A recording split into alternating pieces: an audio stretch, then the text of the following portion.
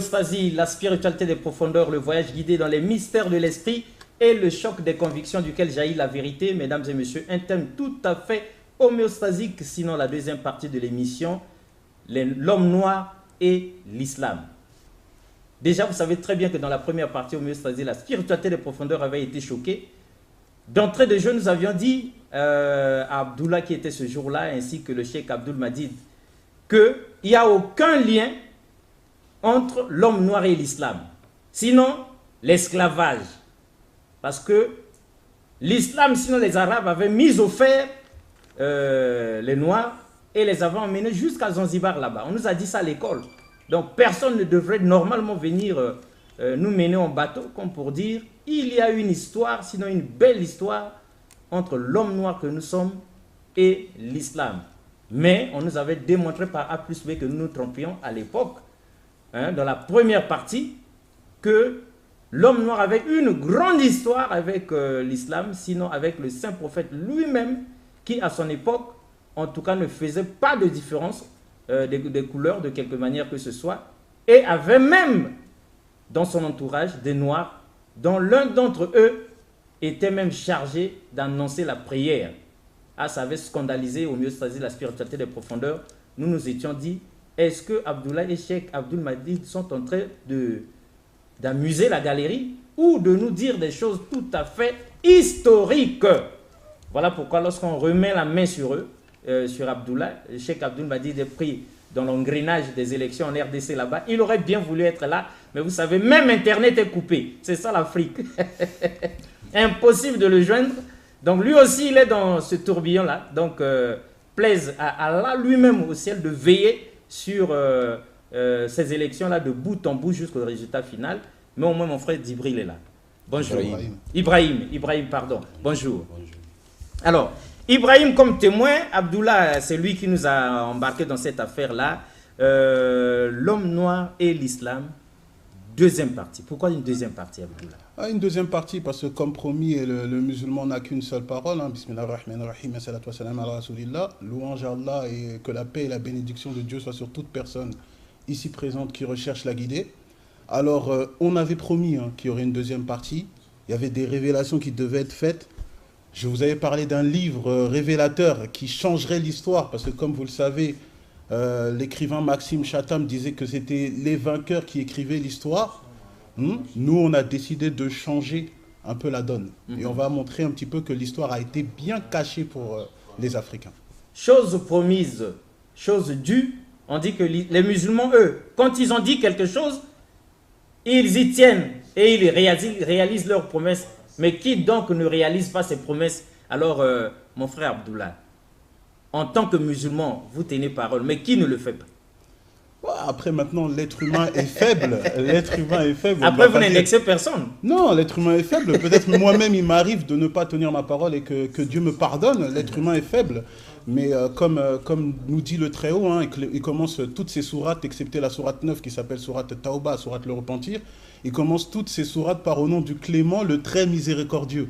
Donc le fait que l'être humain fasse des erreurs n'est pas un problème en soi à partir du moment qu'il se repentisse. Et même Allah aime celui qui pêche mais qui se repentit. Donc là n'est pas un problème du moment qu'on a l'insincérité et vraiment l'intention ferme de se repentir et d'être sincère envers son Seigneur.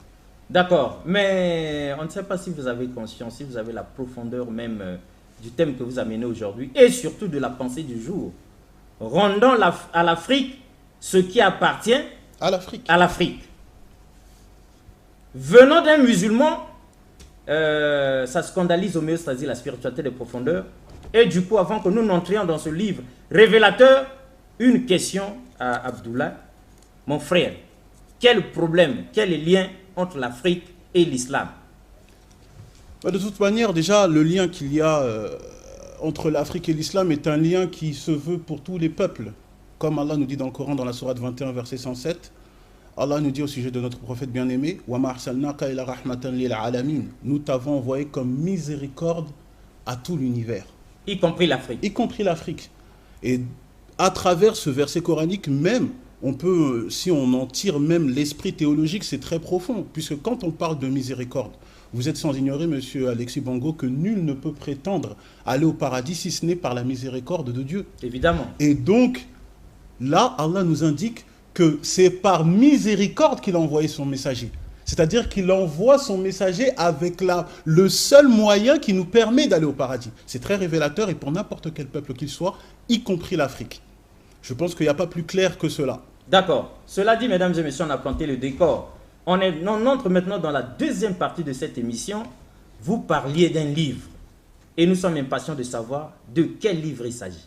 Je vous avais parlé d'un livre parce que moi, je vous avoue que comme je vous l'avais dit à la première partie, le sujet de l'esclavage, c'est un sujet qui me touche particulièrement à cœur. Je vous donne même peut-être une information, mais je sais que... Ça nous fait bien de savoir je sais que dans les coulisses d'Homéostasie, vous étiez déjà au courant que moi, je suis en train d'écrire un livre sur ce sujet d'une importance capitale. Moi, ce qui me gêne au sujet de l'esclavagisme, c'est qu'on mette toujours le lien entre l'esclave et le noir.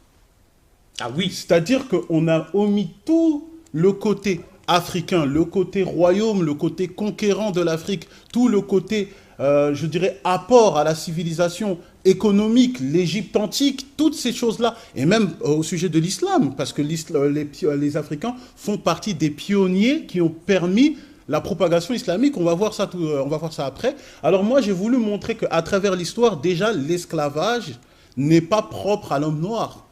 Si on va déjà dans l'étymologie même du mot esclave, ça vient du latin médiéval Slavius.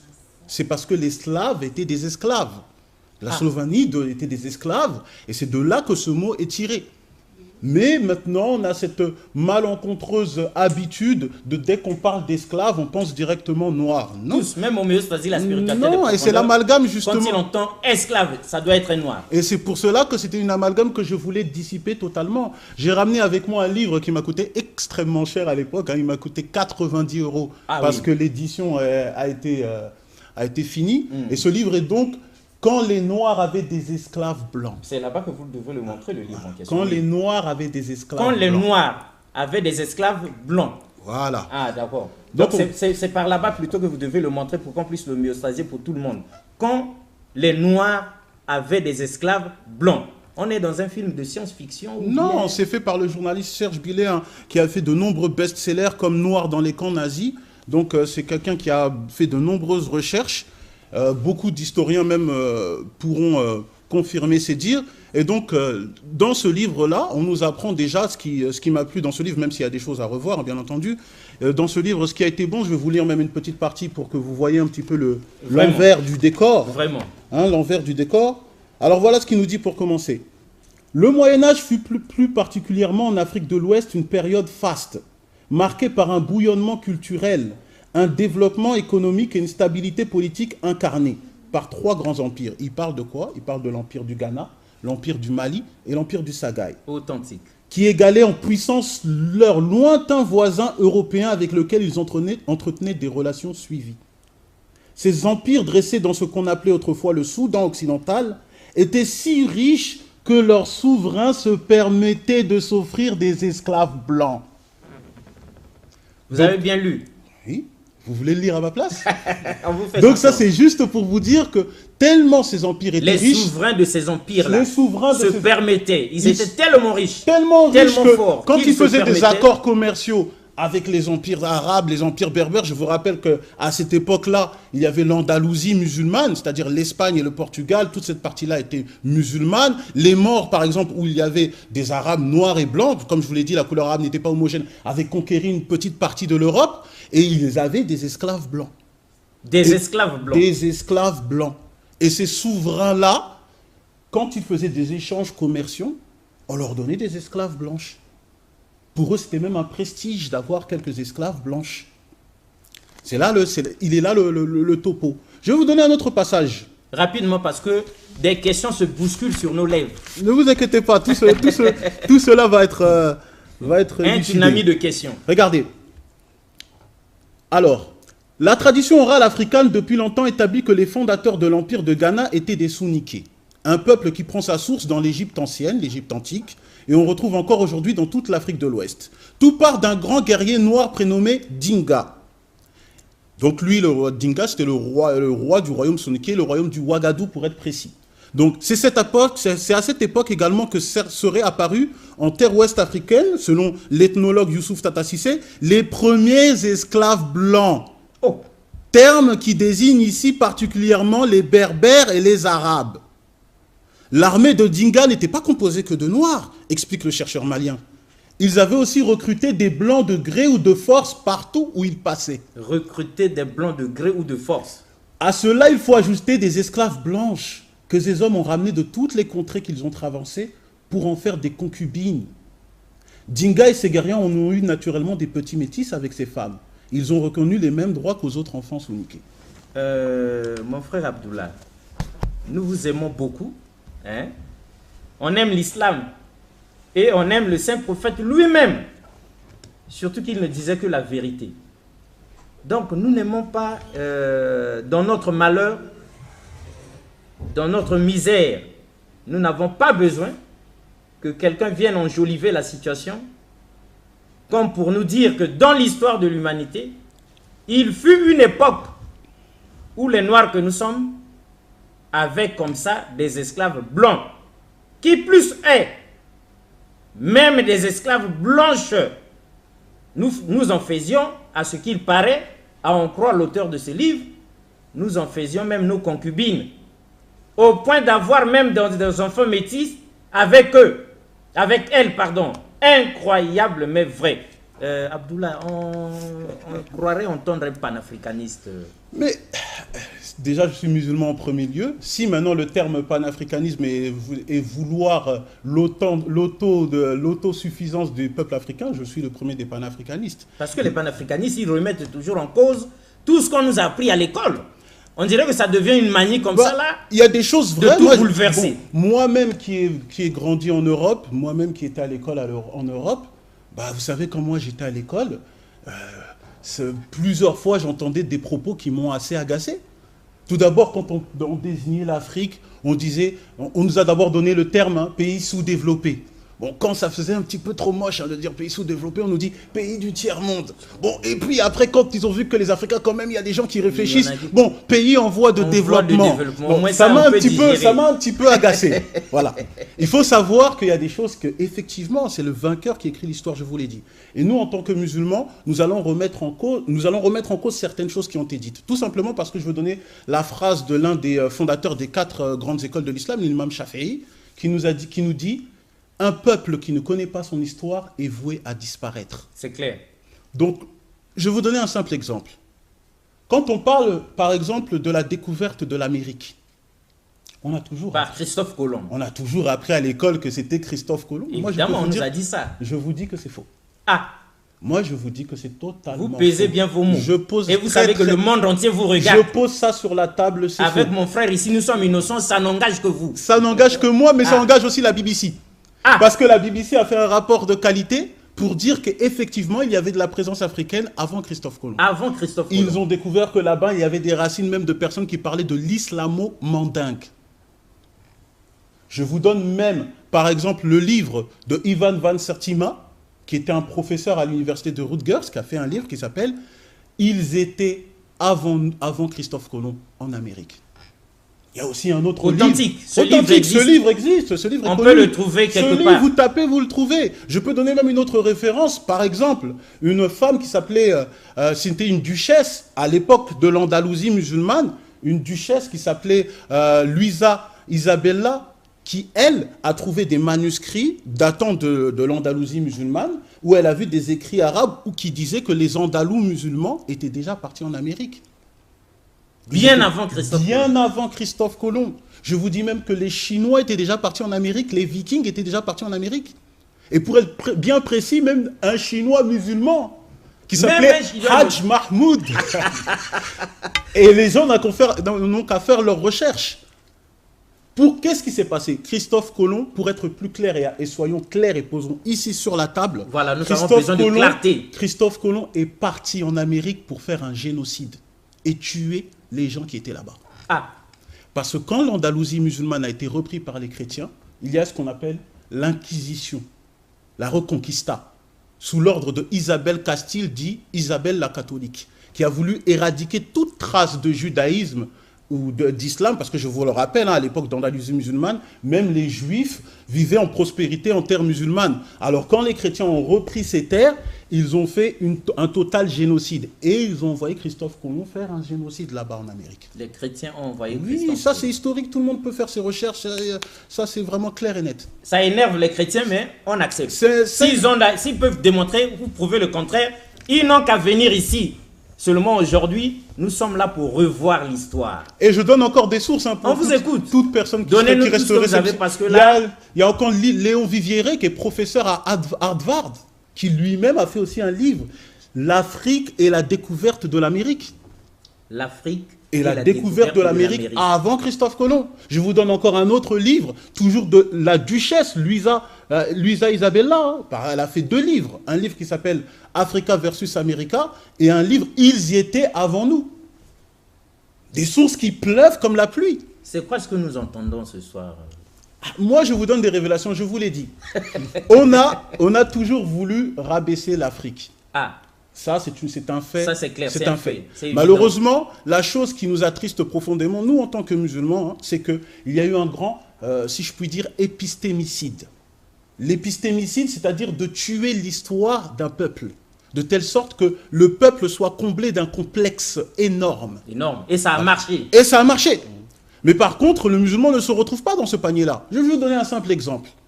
Comme vous le savez ici, chez nous, au Congo, que ce soit le Congo-Brazzaville ou le Congo-Kinshasa, pour moi, je ne mets pas de séparation. Non, non. C'est un Congo avec un cas. Kinshasa-Brazzaville, voilà. Zalimbo, Kamora, c'est ce que nous chantons. Nous. Voilà. Donc, à partir de ce moment-là, vous savez très bien que l'Africain s'est toujours plaint. En tout cas, nous, Ibrahim pourra témoigner, quand on parle des gens, on essaie de prêcher l'islam. Oui, mais vous allez dans la religion des Arabes. Pourquoi il n'y a pas eu de prophète africain? Mais le musulman, quand il entend ça, ça ne peut que lui faire sourire, car je vous avais déjà révélé à la première partie que déjà dans la pensée islamique, dans la pensée islamique, il y a des prophètes dans chaque communauté, en se basant dans la sourate 16, verset 36, ou la sourate 10, verset 47. De plus, je vous ai dit qu'il y avait même un élu de Dieu, une sourate qui porte le nom d'un noir, sourate Luqman, et que Luqman, lui, ce noir même dans cette même sourate, Allah nous le donne comme exemple. C'est-à-dire, c'est quelqu'un qui nous donne l'exemple comment on doit éduquer nos enfants. Là, il arrive, il va voir son enfant, il lui donne des recommandations.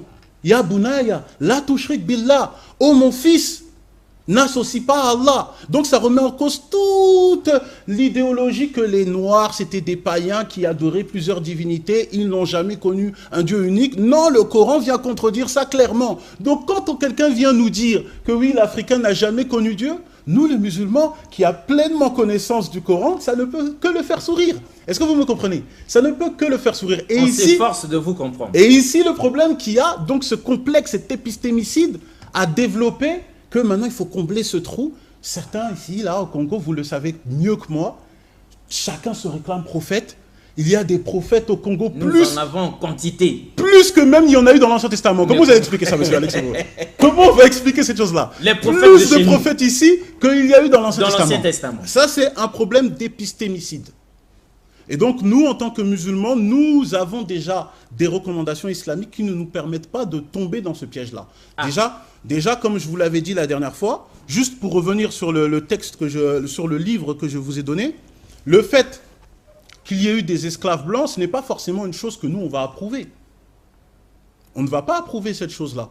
Parce que, islamiquement parlant, je vous ai déjà donné beaucoup de preuves, je pense, dans la première partie, que le prophète Mohammed, que la paix et bénédiction de Dieu soit sur lui, encourageait la libération de l'esclave. Il en faisait même un acte d'adoration. Il y a le hadith rapporté par l'imam al-Bukhari, quand le prophète Mohammed, que la paix et bénédiction de Dieu soit sur lui, nous dit que celui qui sauve un esclave du feu, Allah le sauvera son corps du feu de l'enfer. Des textes aussi clairs que l'eau, qui nous permettent de comprendre que toutes ces choses-là sont des mécanismes, des processus pour pouvoir réduire et éradiquer au fil du temps l'esclavage. Maintenant, moi, j'ai voulu vous montrer quelque chose qui, je sais que c'était un livre qui vous avait attiré la dernière fois. Ben oui. C'était le commentaire de 70 théologiens, 70 théologiens africains, commentaires bibliques. Vous le montrez là-bas.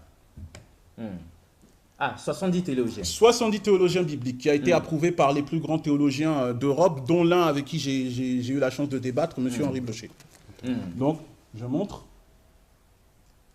70 théologiens africains se sont penchés sur ça. 70 théologiens africains. Ah. Donc maintenant, on vous avait dit, monsieur Alexis Bongo, que, islamiquement parlant, et sur base des versets coraniques, quand on parle d'esclavage, Allah encourage l'affranchissement. Par exemple, on prend Surat An-Nur, au verset 33, où Allah il encourage d'affranchir, que si l'esclave demande d'affranchir, on doit l'affranchir. Et même les exégètes musulmans nous disent que quand cet esclave-là demande l'affranchissement, le maître doit donner sa zakat. Donc imaginez-vous le maître qui donne de son argent à son esclave pour pouvoir le permettre de se libérer. Est-ce que vous me comprenez? Mais regardez maintenant du côté biblique. On va dans Lévitique chapitre 25, versets 44 à 46. Ah, ça c'est la Bible, hein, pas le C'est Coran. c'est la Bible. On vous avait dit tout à l'heure qu'il y avait, on vous avait dit la première partie qu'il y avait des versets qui encouragent l'esclavagisme. Maintenant, regardez le commentaire de ces 70 théologiens africains au sujet de ces versets bibliques qui disent que les Israélites, lorsqu'ils prennent un peuple en tant qu'esclaves, alors voilà, c'est permis par Dieu, Dieu l'encourage, que voilà, ils sont esclaves à perpétuité. Regardez le commentaire maintenant de ces théologiens africains. Si la situation devenait telle qu'un Israélite était obligé de se vendre comme esclave, son maître le traitait comme un salarié qui lui vendait son travail mais pas sa liberté. C'est-à-dire que si un Israélite prend un esclave israélite, il doit le considérer comme un salarié. Et rappelez-vous, dans la première partie, c'est ce qu'on avait dit au sujet de l'islam, qu'on doit traiter l'esclave comme son salarié, qu'on doit lui donner des droits, l'habiller comme on s'habille, et toutes ces choses-là. Là, on revoit la même chose bibliquement, mais c'est pour l'Israélite. Et regardez ce qu'il nous dit. Dieu avait libéré les Israélites de leurs esclaves en Égypte. Ils ne devaient donc pas servir les uns aux autres. Mais si ces esclaves étaient étrangers, en revanche, ces esclaves pouvaient être rachetés ou être légués en héritage aux successeurs du maître de père en fils à perpétuité. Est-ce que vous vous rendez compte? C'est choquant. Donc c'est des théologiens africains qui ont des descendants qui ont été esclaves, qui acceptent, hein, ils notent clairement, oui, si ce n'est pas des Israélites, ils doivent rester esclaves à perpétuité. Est-ce que vous voyez maintenant l'épistémicide, à quel point il est élevé? Et cette chose-là, on le retrouve même, hein, moi étant de nationalité française, on le retrouve même hein, dans ce qu'on appelle le Code noir. Vous allez dans l'histoire, le Code noir, le 17 mars 1685, il y avait le Code noir comme quoi que tout esclave reste esclave et ses enfants et sa femme restent esclaves à perpétuité. Mais pourtant, quand on compare avec la pensée islamique, je donne encore une source, hein, comme je vous l'ai dit la dernière fois, j'ai tout un conteneur de sources. Nous avons besoin de ces sources-là. Quand vous prenez le hadith rapporté par l'imam al-Bukhari, d'après Hichem, un compagnon du prophète Mohammed qui s'appelait Hakim ibn Hizam était venu voir le prophète et lui a dit « Ya Rasulullah, moi avant d'être musulman, j'avais libéré 100 esclaves et j'avais sacrifié 100 chameaux pour le donner aux pauvres. Est-ce que cette chose-là sera vue auprès de Dieu ?» Et le prophète Mohammed lui répond quoi? Il lui répond « C'est par ses œuvres que Dieu t'a guidé vers l'islam. » C'est-à-dire, parce que tu as fait ça, alors Dieu t'a guidé vers l'islam. Dieu t'a guidé vers l'islam. Parce que tu as libéré ces esclaves, Dieu t'a guidé vers l'islam. Est-ce que vous voyez la nuance, l'importance de la pensée islamique sur ce point-là? Toujours en restant dans un comparatif biblique et islamique. Si vous prenez Exode chapitre 21, la dernière fois, je vous avais dit que le maître pouvait frapper son esclave. Contrairement à l'islam, je vous avais donné le hadith rapporté d'après Muslim où Abu Masoud avait frappé son esclave et le prophète sallallahu alayhi wa sallam lui a dit si tu n'aurais pas libéré cet esclave, les flammes de l'enfer t'auraient brûlé. Mais dans ce même passage de Exode 21, le père peut vendre sa fille. Le père peut vendre sa fille. Le père peut vendre sa fille en esclave.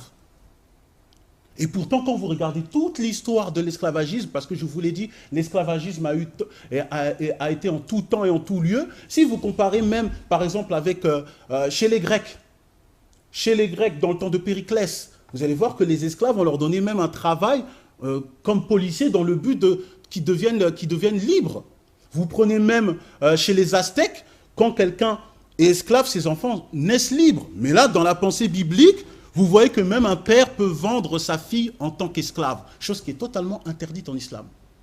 totalement interdite en islam, et je vous donne le hadith rapporté par Al-Bukhari. Je vous donne des sources. Hein. Je vous donne le hadith rapporté par l'imam. Des questions. Le hadith rapporté par l'imam. On vous a assez entendu. Oui, je comble. Comme ça, les gens ne pourront pas dire que je fabule.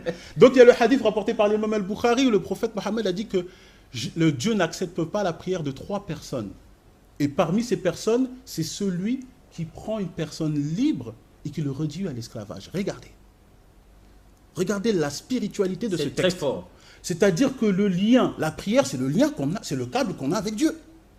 Mais le prophète nous dit que celui qui prend une personne libre et qui lui réduit à l'esclavage, il n'a plus de lien avec le Très-Haut. Plus de connexion.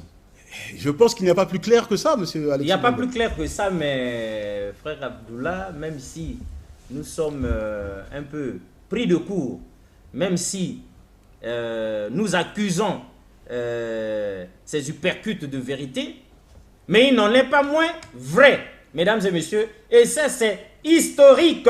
Nous en appelons au professeur Théophile Obenga pour remettre les points sur les i. Il y a eu quand même cette grande traite des Noirs par l'islam, c'est connu, des musulmans qui nous ont embarqués ici, c'est connu. Et au nom de l'islam et du Saint-Coran, non, ils nous ont emmenés jusque avant même que les Occidentaux ne s'amènent par imitation pour le faire des siècles plus tard. Et c'est là l'amalgame, et c'est là la grande amalgame des gens. Ah voilà, justement. La grande amalgame des gens. Parce la que grande amalgame. Ceux qui nous ont mis au fer hier, qu'ils viennent ici aujourd'hui nous démontrer par A plus B qu'ils nous aiment beaucoup. Alors ça, non, qu'ils nous aiment ou pas, nous ne sommes plus naïfs. Qu'ils nous aiment ou pas, peu importe. Je veux dire, peu importe. Mais maintenant, à la base, comme vous avez parlé de la traite arabo-musulmane. Voilà. Ce sont des Arabes qui ont pris des Noirs en tant qu'esclaves. C'est historique, personne ne peut le nier. Ah. Maintenant, le fait qu'ils l'ont fait au nom de l'islam, ça, c'est aux gens de nous ramener ces preuves, parce que c'est totalement faux. Ah. Et parmi ces... Il n'y a aucun lien entre ces traites. Aucun lien. Ils l'ont fait. C'est-à-dire que voilà, c'est une conquête de peuple. Ils ont pris... Voilà, c'est comme tout peuple, hein. Ils ont conquéri un peuple et il y a eu des esclaves, des prisonniers de guerre. Voilà. Maintenant, ces Arabes-là, dans ces Arabes-là, il y avait des Noirs arabes. Ça, c'est une chose que les gens ne veulent pas. Donc, il y avait des Noirs arabes. Il y avait des Noirs arabes. Et donc, cet esclavagisme n'était pas un esclavagisme ethnique. Il faut être très précis dans les choses. C'est-à-dire que c'est un peuple... Ça n'en était pas aussi un religieux. Ce n'est pas un religieux, ce n'est pas ethnique. C'est un peuple qui conquérit un peuple, il y a des prisonniers, ils deviennent esclaves. Il y a des Noirs qui ont réduit à l'esclavage d'autres Noirs. Quand je vous ai parlé les Africains étaient en Amérique, on peut même aller en plus grande précision. La photo qui se trouve là, c'est celui qui est parti en Amérique. Abou Bakr II, celui qui était de l'Empire du Mali, qui a laissé son trône. Il a laissé son trône pour propager l'islam en Amérique. Mais ça veut dire que nous étions déjà capables de naviguer. Mais, monsieur Alexis Bongo... Nous avions la maîtrise de la navigation monsieur Alexis Bongo, avant Christophe Colomb. Monsieur Alexis Bongo, je vous ai dit qu'aujourd'hui, rendons à l'Afrique ce qui appartient à l'Afrique. Attendez, nous allons vous aider à rendre à l'Afrique ce qui appartient à l'Afrique. Parce qu'il y en a qui sont scandalisés. C'est pas nous. C'est pas mon frère Abdallah. C'est... Rappelez-moi le nom. Serge Billet. Moi, c'est Abdullah Al-Hanifi. Abdullah, voilà. C'est pas mon frère. Ce n'est ni moi, ni lui, ni mon frère Ibrahim. C'est Serge Billet qui a écrit. Et qu'est-ce qu'il dit, mesdames et messieurs, la 4e de couvre. En tout cas, il y a plein de choses qu'on nous a cachées. On nous a volé trop de choses. Donc, c'est tout à fait normal qu'en bon musulman, aujourd'hui, les frères viennent ici comme pour briser toutes ces faussetés et remettre la vérité sur ses bases. Qu'est-ce que ça dit ici? On ne peut s'imaginer en regardant l'Afrique aujourd'hui qu'elle a été le berceau de grandes inventions humaines et politiques. On lui doit pourtant les mathématiques, les droits de l'homme, le ministère de l'intégration, la parité homme-femme, voire la découverte de l'Amérique. C'est ce passé glorieux et méconnu que retrace ce livre qu'Homéostasie tient dans ses mains, en plongeant au cœur des grands empires soudanais du Moyen-Âge. On découvre, mesdames et messieurs, au fil des pages, des civilisations riches et puissantes, où l'écriture, s'il vous plaît, les sciences et les arts tenaient une place de choix. On découvre au passage les rapports étonnants qu'entretenaient noirs et blancs, et le cheminement qui les mena à s'affronter au nom d'une domination et d'un pouvoir absolu. On découvre enfin des souverains épris de conquête et de progrès dans une Afrique flamboyante dont la marche en avant sera stoppée net par les invasions arabes et européennes et un grand moment historique qui tord le cou aux idées reçues et aux clichés sur l'homme africain qui ne serait pas entré dans l'histoire. Ah là, on se moque de Sarkozy. Et bien entendu, puisque vous savez très bien... Sarkozy, c'est quand même, à l'époque où il dit ça, c'est un grand chef d'État. Mais même s'il peut être grand chef d'État... D'un grand pays, d'une grande puissance, la 5e puissance mondiale. Il peut être grand chef d'État qu'il veut, je ne vais pas parler de Sarkozy. Quand il dit l'homme noir n'est pas entré dans l'histoire, ça veut dire que c'est vrai. Lorsqu'il dit que l'homme noir n'est pas entré dans l'histoire, il est dans une fausseté totale. Nous déjà, Congolais, en tant que Congolais, je veux encore vous révéler quelque chose. Vous prenez l'archéologue Jean de Brancourt, cet archéologue qui en 1950 a découvert un bâton préhistorique qui s'appelle le bâton d'Ishango, qui existe 20 000 ans avant Jésus-Christ. L'os de Shango. Oui, il y avait des nombres, et ce qui montre que les Congolais maîtrisaient déjà les mathématiques bien avant toutes les autres civilisations. Lorsqu'on parle il nous dit qu'ils n'ont pas assez marqué l'histoire, que les Africains n'auraient pas d'écriture, il n'y aurait que la tradition orale, c'est faux. Il y a plus de 7 écritures africaines. Plus de 7 écritures. 7 écritures africaines qui ne se sont pas peut-être développées, mais qui existaient. Par exemple, il y avait le Nsibidi chez les Nigérians, il y avait le Bamoun chez les Camerounais, il y avait le Mende chez les Sierra Léonais. Il y avait beaucoup d'écritures africaines. Et déjà, même quand on parle, le fait qu'ils ne sont pas marqués dans l'histoire, parce que vous savez, en Occident, on entend des phrases qui, normalement, devaient ça nous fait rire, mais rire jaune. Quand on entend que oui, voilà, c'est bien qu'il y a eu la colonisation, parce que cette colonisation a permis aux petits Africains d'être scolarisés. Mais monsieur Alexis Bongo, à l'époque... Cette colonisation nous a apporté la civilisation. À l'époque de l'Empire du Mali, du Sanghaï ou du Ghana, il faut savoir que, par exemple, je prends juste l'exemple de Tombouctou. À Tombouctou, il y avait déjà une université. L'université de Sankaré, l'université de Djenné, où les enfants étaient scolarisés à partir de l'âge de 7 ans. Ils avaient une bibliothèque phénoménale qui est l'équivalent de la bibliothèque du Caire ou de Cordoue, de Damas ou même de l'Alexandrie, avec plus de 700 000 ouvrages. C'est authentique. Oui, nous savons que c'est vrai ce que vous dites. Mais bien sûr, je donne même les historiens. Ibn Battuta, Ibn Khaldoun, il y avait l'explorateur René Caillé, il y avait l'historien que les Européens envoyaient pour avoir des rapports en Afrique du Nord, Léon l'Africain, vous le connaissez. Exactement. Mais Léon l'Africain, son vrai nom, c'était lequel? Hassan el-Wazan. Ah, ça, nous ne savions pas. Oui, bien entendu, puisqu'il revenait du Hajj, et puis les chrétiens l'ont enlevé, et puis Léon X l'a baptisé de force, et puis on l'a mis espion pour savoir qu'est-ce qui se passe en Afrique du Nord. Donc tous ces historiens-là ont dévoilé qu'à Tombouctou, il y avait des villes vastes, très développées, des gens venaient du monde pour se faire soigner. Il faisait des choses extraordinaires en termes de médecine, mathématiques, toutes ces choses-là. C'est clair. Et ça, monsieur Serge Billet l'a très bien expliqué, et je le salue pour son travail remarquable. Mais maintenant, autre chose qu'il faudrait analyser. Autre chose, rapidement. Autre chose qu'il faudrait analyser, c'est le fait que, comme je vous l'ai dit, nous ne sommes pas là pour mettre, l'Occident dans le banc des accusés. Justement, c'est la question qu'on s'apprête à vous poser. Non. Tout ce qu'on veut, c'est rétablir la vérité. Comme vous le savez, quand on regarde dans l'histoire, surtout moi à l'école, on nous a très bien posé ça sur la table. L'histoire, c'est le récit des événements passés. Oui, tous les actes odieux que Hitler aurait fait, 10 millions d'Européens. Ah si. Oui, mais moi je vous rappelle que le roi Léopold II, en tout cas, a tué 15 millions d'Africains.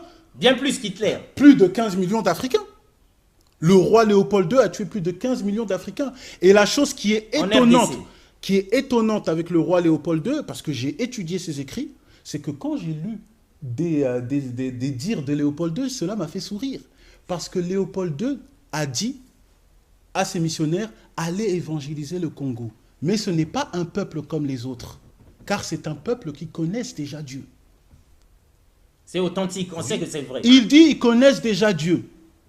Mais maintenant, la question que moi je vous pose, monsieur Alexis Bongo, en tant que chrétien, c'est un chrétien, il dit au sujet d'Africains, ils connaissent déjà Dieu. Mais de quelle religion il parle?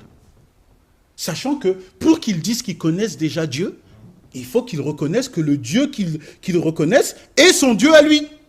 Ah, c'est clair. Mais moi, je vous dévoile que le Dieu dans lequel il parlait, c'était les musulmans. Parce que l'islam est rentré au Congo-Kinshasa avant même le christianisme. Ah non. Ah si, monsieur Alexis Bongo, c'est là. Je vous ai dit qu'aujourd'hui, Ah on va non, faire des révélations ça homéostasiques. reste à vérifier. On va faire des révélations homéostasiques. Je vous l'ai dit. Ah non. Nous sommes arrivés. Non, sommes, vous le savez. Faisons bien nos mots. Vous le savez mieux que moi, monsieur Alexis Bongo. Je vous l'ai dit, je reviens de l'Est avec le docteur Abdul Majid. On a fait une tournée, on a tourné plus de 100 villages, des villages entièrement musulmans. Ce qui s'est passé, je veux vous expliquer.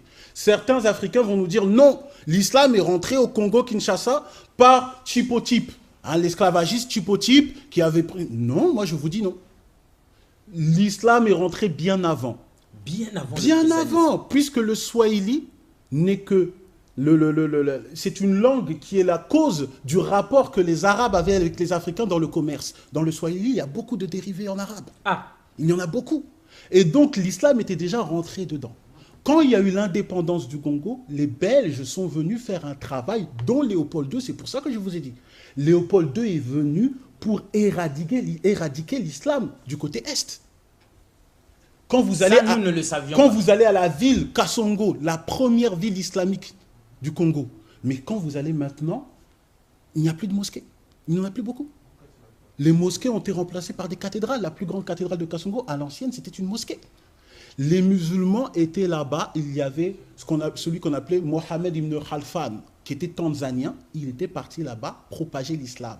Il est venu même avec des femmes, des imams qui apprenaient le Coran aux enfants. D'ailleurs, docteur Abdul Majid a appris le Coran par une femme, par cette tradition-là qui est issue des Omanites et des gens du Zanzibar. Mais ce qu'on doit retenir, c'est qu'à cette époque-là, il y a eu une grande campagne d'évangélisation pour éradiquer l'islam. On interdisait aux gens de parler le Swahili. Les Allemands, quand ils ont colonisé la Tanzanie, ils ont refusé que les gens écrivent en Swahili parce que le Swahili, l'écriture du Swahili était en arabe, avant qu'elle soit cyrillique. Je vous ai dit qu'aujourd'hui, on va dévoiler des choses homéostasiques. L'écriture était arabe et on l'a rendue cyrillique. Les Allemands l'ont fait. Les Belges ont voulu refuser que les gens parlent Swahili, au même titre que, rappelez-vous, les Français, lorsqu'ils ont colonisé l'Algérie, ils ont refusé que les Algériens parlent arabe, on les a forcés à porter des noms français, on a changé des mosquées en églises. Ça, c'était leurs travaux, puisque pour éradiquer un peuple, il y a deux vecteurs, comme le dit le frère Malcolm X. Le fait de couper le peuple du savoir et de corrompre les mœurs de la femme. Donc, quand vous allez dans l'Est, et nous, on a vu nos anciens chouyours, on est parti les rendre visite. Les doyens de l'islam du côté Est, nous sommes partis les rendre visite. Vous les avez vus. On les a vus de nos yeux. Et ils ont pleuré devant nos yeux pour nous dire, oui, nous, avant, pour que notre enfant soit scolarisé, il fallait qu'il sorte de l'islam et devienne chrétien. On le forçait à manger du porc ou du singe. Quand vous allez là-bas, nous, on a traversé des brousses pour aller voir des villages musulmans coupés du monde. Coupés du monde totalement. Donc là, maintenant, comme je vous l'ai dit, aujourd'hui, on va faire des révélations homéostasiques. Je vous l'ai dit. Comme vous l'avez dit, l'islam et l'homme noir, on a vu que l'homme noir a toujours été un vecteur phare et puissant dans la propagation de l'islam. Quand je vous ai dit que les Noirs étaient partis en Amérique, c'était le roi Abou Bakr II, empire du Mali, qui a laissé son trône pour aller en Amérique et propager l'islam là-bas. Et son frère, Mansa Moussa, est devenu roi. Quand il est devenu roi, il a fait son pèlerinage.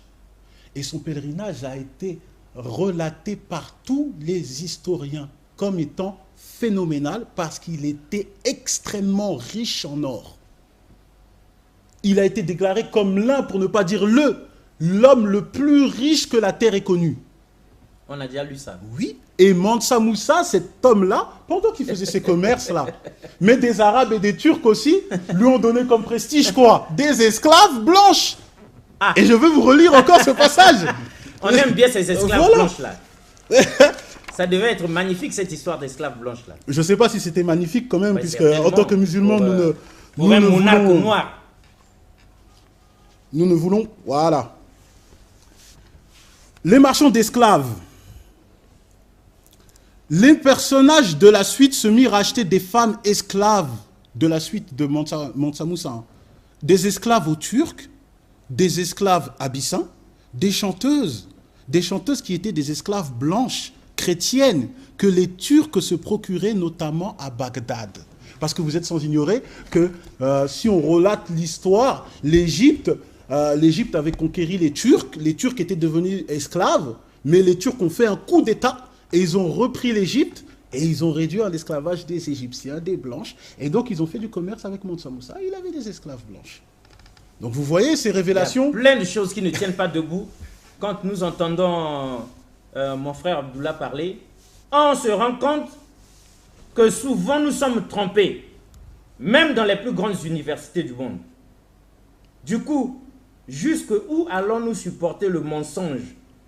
Jusqu'où allons-nous, en tant qu'Africains, en tant que Noirs, nous résigner à tout attendre des autres qu'ils viennent nous délivrer la vérité? Pourquoi ne pas faire, ne pas mettre en pratique le conseil du professeur Théophile Obenga? Nous demandons à nous-mêmes de faire nos propres investigations, comme le frère Abdullah vient de le faire, pour retrouver la vérité authentique nous-mêmes et la poser sur le plateau de Myostasie, la spiritualité des profondeurs. C'est compliqué cette histoire. C'est compliqué, monsieur Alexis Bongo. Mais comme je vous l'ai dit, c'est un sujet qui me tient particulièrement à cœur. Car, vous le savez, le problème qui se passe malheureusement, c'est que justement l'Africain est confronté à une situation déplorable. C'est que, certains Africains se retrouvent dans un complexe des plus énormes en voyant l'homme d'un autre peuple comme son souverain suprême. Surtout qu'ils sont en costume cravate. Voilà. D'autres personnes... Nous détestons cette tenue-là. D'autres, non, mais cette tenue-là, comme vous le voyez, est une tenue qui ressemble beaucoup à nos sages anciens. Oui, mais nous sommes déjà occidentalisés. Occidentalisés, ça c'est votre problème. Comme vous l'avez vu, moi je suis africain du chapeau à la chaussure, on va dire. En tout cas, nous sommes encore un peu esclaves là. On va devoir se défaire de ces choses-là. Et maintenant, comme je vous l'ai dit, il y a eu un grand travail d'épistémicide. Moi, par exemple, quand j'étais jeune, j'aimerais vous faire parvenir un petit passage qui risque de vous choquer. Il y a d'abord Spirou chez les Pygmées et Tintin au Congo. Spirou chez les Pygmées.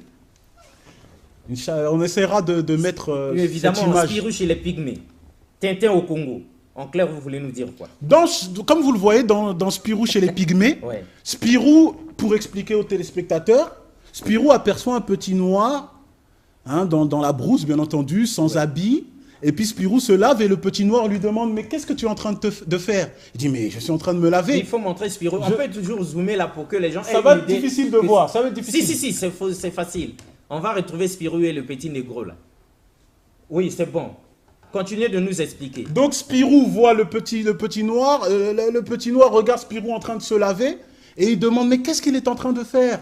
Et Spirou et son ami lui dit, mais il est en train de se laver. Il dit, c'est quoi se laver? Ah! Et puis il prend un savon, mange le savon. Parce que le petit ne sait pas comment se laver. Alors Spirou apprend à ce petit noir comment se laver. Et quand il apprend comment se laver, il voit que le teint de peau de ce petit noir devient plus clair. Ah, et Spirou s'étonne. Non, ce n'est pas qu'il est noir, c'est qu'il ne sait pas laver. C'est pas possible. Est-ce que vous comprenez? Donc, imaginez-vous un petit enfant qui rentre déjà dans ce lavage de cerveau médiatique. Et ça, je parle de Spirou, je parle de Tintin au Congo, c'est des références. Depuis notre enfance, on a lu ça dans les bandes dessinées. Voilà, moi j'aurais aimé... On avait des Zembla, on avait tout ça. Il y avait toujours un noir idiot dans les parades. Voilà, moi j'aurais aimé, par exemple, qu'on nous parle de Yasuke, par exemple. Yasuke, qui était le premier samouraï étranger noir au Japon. Qui est issu du royaume Congo. Moi, j'aurais aimé voir un dessin animé de la sorte. Royaume Congo. Oui, il venait du royaume du Congo. Il a été emmené au Japon. Et puis, le roi Ouda a eu de l'affection pour lui parce qu'il était extrêmement intelligent. Il avait une force physique des plus extraordinaires. Il en a fait son garde du corps. Et comme il a vu que son intelligence était trop développée, il l'a rendu samouraï. C'était l'un des premiers samouraïs étrangers au Japon. Et il lui a donné sa fille comme épouse. Ah! On aime ce témoignage-là, c'est tout à fait... J'aurais aimé avoir des choses comme ça, plutôt que des histoires comme ça où Tintin... Le petit négro qui n'arrive pas à se laver. Le petit négro qui n'arrive pas à se laver. Bon, vous comprenez? Et quand le savant, il le mange même. Et donc, du coup, lorsque Spirou le frotte, il se rend compte qu'il devient un peu plus clair. C'est autant dire que les noirs, c'est pas des noirs, au fait. C'est des gens qui... Vous comprenez un peu l'amalgame? Et ça, c'est de l'épistémicide. C'est tuer l'histoire de l'homme noir. Ça a marché. Comme par exemple, je sais que lorsqu'on avait fait la première partie, Ah, je sais que vous avez eu beaucoup d'appels par rapport à ce qu'on a dit. Évidemment, Certains le ont monde été entier nous a scandalisés. appelés. Certains ont froncé les sourcils. Et puis, il y a certains qui m'ont envoyé le rapport de Ibn Khaldoun. Ibn Khaldoun, c'est un historien arabe tunisien qui a dit dans son rapport que les Noirs étaient des sous-hommes. Et il m'a dit comme ça, tu vois, même un historien musulman nous dit ça. Alors pourquoi parles-tu du pape Nicolas V? Eh bien oui, c'est la question que nous posons. Déjà, justement. premièrement, le pape Nicolas V, ce n'est pas la même chose. Le pape Nicolas V est une autorité catholique. Et chez les catholiques, il représente la main de Dieu sur terre. C'est le summum de l'Église. Ibn Khaldoun, il peut dire ce qu'il veut. Moi, j'ai des arguments qui peuvent contredire ce qu'il dit. Mais déjà, même avant même de contredire ce qu'il dit, Ibn Khaldoun, il faut savoir que Ibn Khaldoun a dit ça au début de son exploration chez les pays noirs. Puisque quand il est parti plus loin et qu'il est parti à Tombouctou, lui-même a relaté l'histoire de Kanka Moussa. Lui-même a relaté l'histoire de Tombouctou comme étant l'une des villes les plus modernes. Et une ville qui appartenait aux Noirs. Ah, Mais maintenant, quand Ibn Khaldoun, dans ses débuts, il nous disait que oui, l'homme noir est faible et il aime être faible. Et rappelez-vous ce que nous avait dit Dr Abdul Majid lorsqu'il nous avait parlé des traités d'Ibrahim Lincoln, quand il disait qu'il avait fait des travaux pour que les esclaves puissent être libérés et que les esclaves retournaient chez leur maître. Moi, je vous donne encore, pour mettre encore un lien dans la pensée islamique, rapidement, il nous reste 3 minutes. il faut savoir que quand on va en Amérique, il y avait un ancien esclave de Sierra Leone qui s'appelait Bilal Mohammed, qui a été envoyé en Amérique et il ne voulait pas se soumettre. Et tous les Noirs esclaves qui étaient musulmans ne voulaient pas se soumettre, au point où les Américains ont fait un traité, le traité d'Habsbourg, qui nous dit que non, quand vous prenez des esclaves, surtout ne prenez pas des esclaves musulmans, parce que eux, ils ne veulent se soumettre qu'à Dieu. Et ce Bilal Mohammed, tellement ils avaient peur qu'il fasse une révolution, ils l'ont accordé à ce qu'il fasse une petite mosquée, et il a fait la première mosquée en Amérique en tant qu'esclave. Regardez comment... Authentique.